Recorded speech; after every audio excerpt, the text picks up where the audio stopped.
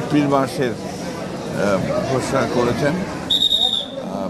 নিঃসন্দেহে এটাতে আসলে আমরা নয়, আমার গোটা জাতি হতাশ হয়েছে। ঈদ মোবারক সকলকে। আমার অসুস্থতার সময় আপনারা দোয়া করেছেন, সেজন্য আপনাদেরকে অনেক ধন্যবাদ।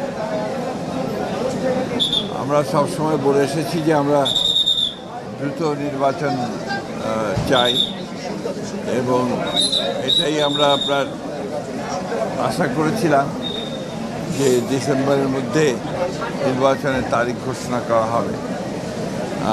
আজকে প্রফেসর ডক্টর ইউনূস তিনি বোধহয় জাতির উদ্দেশ্যে ভাষণে এপ্রিল মাসের ঘোষণা করেছেন। নিঃসন্দেহে এটাতে আসলে আমরা নয়, আমার গোটা জাতি হতাশ হয়েছে। এই বিষয়ে